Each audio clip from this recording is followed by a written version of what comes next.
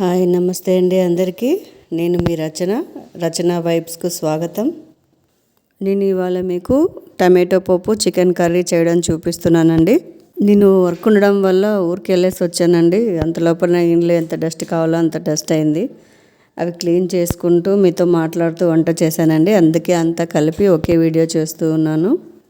ముందు కిచెన్ని అంతా క్లీన్ చేసుకున్నానండి వంటకి ముందు. తర్వాత వంటకు కావాల్సినవన్నీ ప్రిపేర్ చేసుకున్నాను. వీడియోలో వెళ్ళే ముందు నా వీడియోస్ లైక్ చేయండి, నా ఛానల్ సబ్స్క్రైబ్ చేయండి, బెల్ ఐకాన్ ఆన్ చేయండి. బెల్ ఐకాన్ ఆన్ చేయడం వల్ల మీకు నోటిఫికేషన్ వస్తుంది. నా వీడియోస్ మీరు మిస్ అవ్వకుండా చూడవచ్చు. నేను అన్నం వాడుస్తానండి, అందుకే రైస్కి నీళ్ళతో పాటు కలిపి పెట్టేసుకున్నాను. బియ్యం కడిగి కొన్ని ఉన్నాయి కాబట్టి అలా చేస్తున్నాను, లేదంటే అవి సపరేట్గా ఎసరు పెట్టి తర్వాత వేసుకుంటాను. అందులో కొద్దిగా సాల్ట్ వేసి రైస్కి బ్యాక్ సైడ్ పెట్టుకున్నానండి. ఫ్రంట్లో చికెన్ బాగా నీట్గా కడిగి కడాయిలో చికెన్ మాత్రమే వేసి చిన్న మంట పైన వదిలేసారండి కాసేపు. అది టమాటో పప్పు కోసం ఒక చిన్న గ్లాస్ నిండా కందిబేళ్ళు నీట్గా కడిగేసి అందుకు సరిపడా వాటర్ తీసుకున్నానండి. పల్చగా చేస్తున్నాను, అందుకే 3 కంటే కాస్త ఎక్కువ తీసుకున్నాను, లేదంటే పాతవి కాబట్టి 3 గ్లాసులు సరిపోతాయండి. వాటర్ వేసుకొని అందులో జీలకర్ర, పసుపు, కారం వేసుకున్నానండి. మామూలుగా అయితే నేను అలాగే స్టవ్ మీద పెట్టి ఆన్ చేసి ఒకటి తర్వాత ఒకటి వేస్తూ పొంగు వచ్చినదంతా తీస్తూ చేస్తానండి. కిచెన్ వెడల్పు తక్కువ ఉందండి, అందుకే అది కనిపించట్లేదని పక్కకు పెట్టి మళ్ళీ వేస్తున్నాను. అందులో కొత్తిమీర, మెంతం కూర, కరివేపాకు, ఎల్లిపాయలు వేసుకున్నానండి.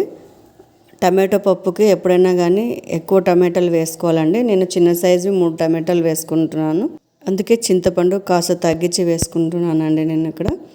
ఇవన్నీ వేసుకొని స్టవ్ మీద పెట్టేసుకోవడమేనండి. వీడియోలో చూసే వాళ్ళకు ఏం మాట్లాడుతుందో ఏం చెప్తుందో అన్నట్లుంది కదండి. చాలా ఇంపార్టెంట్ విషయం చెప్తుంది అన్నట్టు ఉంది కదా. అక్కడ ఏం చెప్పట్లేదండి, టమాటోలో విత్తనాలు లేకుండా వేసుకోమని చెప్తున్నానండి. ఎక్కువ రోజులు ఫ్రిడ్జ్లో నిల్వ ఉన్నవి వాడితే కిడ్నీలో స్టోన్స్ తయారవుతాయని చదివానండి, ఒక 15 years బ్యాక్ అనుకుంటా. అందుకే నేను అప్పటి నుంచి విత్తనాలు లేకుండానే వేసుకుంటున్నాను. ఫ్రెష్ అయితే అలాగే వేసుకోవచ్చండి, ఏం ప్రాబ్లం లేదు. ఇక్కడ చికెన్లో మిరియాల పౌడర్, పసుపు, అల్లం, వెల్లుల్లి, కొత్తిమీర కలిపి మిక్సీకి వేసిన పేస్ట్ అండి. అది 1.5 స్పూన్ వేసి బాగా నీట్గా కలుపుకొని ఫ్రై చేసుకోవాలండి కొద్దిసేపు. ఎక్కువ హడావుడిగా అటు ఇటు తిరుగుతూ ఉన్నట్టుంది కదండి. అక్కడైతే నేను ఇంత క్లీన్ చేసి పెట్టుకున్న వస్తువులైనా డస్ట్ పడతాయి కదండి. అందులో ఊరు వెళ్ళేసి వచ్చాము, ప్రతిదీ క్లీన్ చేసుకొని వాడుతున్నానండి. అందుకే అటు ఇటు తిరుగుతూ ఉన్నట్టు కనిపిస్తూ ఉంది మీకు. పప్పు కూడా స్టవ్ మీద పెట్టేసుకున్నానండి. అది కాసేపు ఉడికాక దానిపైన వచ్చిన డస్ట్ నురగలాగా వస్తుంది కదండి, అదంతా తీసేస్తూ ఉన్నాను. ఇక్కడ చికెన్లో రుచికి సరిపడా సాల్ట్ వేసుకుంటున్నానండి. నేను ఇంతకుముందు రాక్ సాల్ట్ వాడేదాన్ని అండి. థైరాయిడ్ ఉన్న వాళ్ళు రాక్ సాల్ట్ తినకూడదని చెప్పారండి. అందుకే నేను రాక్ సాల్ట్ మానేసి మళ్ళీ మామూలు సాల్టే వాడుతున్నాను. నాకు మా వారికి ఇద్దరికి ఉందండి థైరాయిడ్, అందుకే నేను రాక్ సాల్ట్ వాడట్లేదు. ఇక బాబుకి నార్మల్ అయోడిన్ వాడచ్చు కాబట్టి ఇంకా అదే సాల్టే వాడుతూ ఉన్నాను. కుక్కర్కి 2 విజిల్స్ వచ్చేంత వరకు హైలోనే పెట్టుకున్నానండి. అది కూడా స్మాల్ ఫ్లేమ్లోనే హైలో పెట్టుకొని 2 విజిల్ వచ్చేంత వరకు పెట్టాను. తర్వాత స్లో ఫ్లేమ్లో పెట్టేసి ఉడికించుకున్నానండి. ఈ గ్యాప్లో నేను ఇంట్లో వేరే పని చేసుకున్నానండి. పాత్రలు ఉంటే పాత్రలు క్లీన్ చేసుకున్నాను. టీవీలు, ఫ్రిడ్జ్లు, ఇంకా సోఫాలు అవి ఇవి అన్నీ క్లీన్ చేసుకున్నానండి. ఆ గ్యాప్లో అన్నిటినీ వీడియోలో చూపిస్తూ ఉంటే బాగోదు కదండి, అందుకే చూపించట్లేదు. అక్కడికే నా పని అయిపోయిందండి. చూస్తున్నారుగా ఎంత డల్నెస్ ఉందో ఫేస్లో. ప్రతి ఇల్లాలు చేసే పని అయినా ఊరెళ్ళొచ్చాం కదండి, బాగా టైర్డ్ అయిపోయాను. టైర్డ్నెస్లో నాకు ఒక కవిత రాయాలనిపించిందండి. నాకొక్కదానికైనా ఇలా ప్రాబ్లం ప్రతి గృహిణికి ఉంటుంది కదా అనిపించింది. ఆ టైంలో నాకు తోచింది ఒకటి కవిత రాసి పెట్టానండి. అది వీలైతే వీడియో చేసి పెడతాను. అంత లోపల అన్నం ఉడికిపోయిందండి, అది వాడ్చాను. మళ్ళీ చికెన్ ఫ్రంట్కి షిఫ్ట్ చేసి అందులో ఏమేమి కావాలో ఒక్కటొక్కటి వేస్తూ ఫ్రై చేస్తూ ఉన్నాను. నేను ఎప్పుడు వీడియో చేసి మాట్లాడినా అందులో దానికి సంబంధించినవి మాత్రమే మాట్లాడేదానండి. ఇప్పుడు ఎందుకో మీతో కాస్త ఓపెన్గా మాట్లాడాలనిపించింది, అందుకే మీతో మాట్లాడుతూ ఉన్నాను. ఎలా ఉంటానో అలాగే ఉండాలనిపిస్తుంది. అందుకే ఇవాళ నాకు నచ్చినట్టుగా తోచినట్టుగా మాట్లాడుతున్నాను. మాటల తర్వాత మాట్లాడవచ్చు, ముందు ఏం చేస్తున్నావో చెప్పమని అడుగుతారేమో. స్టార్ట్ చేస్తున్నానండి. అక్కడ చికెన్లో కారం, ఇంతవరకు మనం ఎక్కడ ఆయిల్ వేయలేదండి. కారం వేశాక 2.5 స్పూన్ ఆయిల్ వేసానండి.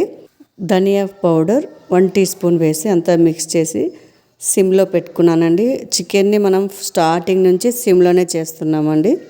ఈలోగా పప్పు అయిపోయింది. పప్పు దించేసి వాడ్చిన అన్నాన్ని మళ్ళీ స్టవ్ మీద పెట్టి హీట్ చేసుకుంటున్నానండి. ఇలా చేయడం వల్ల వాటర్ ఏమన్నా ఉంటే అది కూడా వెళ్ళిపోయి రైస్ పొడి పొడిలాడుతూ ఉంటుంది. ఇక్కడ చికెన్లో నేను వెల్లుల్లి కారం వేస్తున్నానండి. ఎల్లిపాయలు, ఉప్పు, కారం, అందులోనే వాంగిబాత్ పౌడర్ మిక్స్ చేసి పెట్టుకున్నానండి. ఇది ఇంతకుముందు నేను వాంగిబాత్ పౌడర్ చేసి చూపించినప్పుడు మీకు చెప్పాను కదండి, అది వేడి వేడి అన్నంలో మంచి టేస్ట్ ఇస్తుందని. ఒక 5 టేబుల్ స్పూన్ వాంగిబాత్ పౌడర్లో 20 వెల్లుల్లిపాయలు అండి. రుచికి సరిపడా కారం, ఉప్పు వేసుకొని మళ్ళీ ఒకసారి మిక్సీకి వేసి పెట్టుకునేదండి. ఇది రైస్లోకి, పప్పన్నంలోకి, చారన్నంలోకి మంచి టేస్ట్ వస్తుంది. నేను వాంగిబాత్ పౌడర్ ఎలా చేయాలో మీకు వీడియో ఆల్రెడీ పెట్టానండి, అందులో చూసి చేసుకోండి. ఆ పౌడర్ని అండి మనం చికెన్లో కలుపుకున్నది. అవన్నీ వేసి కలుపుకున్న తర్వాత కొత్తిమీర వేసి దించేసుకోవడం అండి. ఈలోగా పప్పు అయిపోయింది. ఆ పప్పుని రాముకోవాలండి. అందులో ఇంతవరకు మనం ఉప్పు వేయలేదు కాబట్టి ఇప్పుడు సాల్ట్ వేసుకొని దాన్ని రాముకోవాలండి.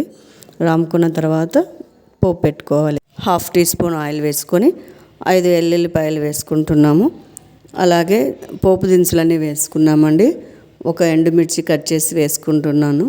అలాగే కొత్తిమీర, కరివేపాకు కట్ చేసి వేసుకుంటున్నామండి. పోపు రెడీ అయ్యాక పప్పులో కలుపుకొని పక్కన పెట్టేసుకోవడమే. వంట అయిపోయింది, క్లీనింగ్ అయిపోయిందండి. ఎంతో రుచికరమైన చికెన్ ఫ్రై, ఎర్రపప్పు, పెరుగన్నం చాలా బాగుందండి. చేసిన కష్టమంతా మర్చిపోయానని చెప్పొచ్చు, అంత టేస్ట్గా ఉంది. కానీ ఎక్కువ డ్రై చేశాను కాబట్టి పప్పు కాస్త జారుడుగా చేసుకున్నానండి. మరి ఒక వీడియోతో మళ్ళీ కలుస్తాను. మీ రచన.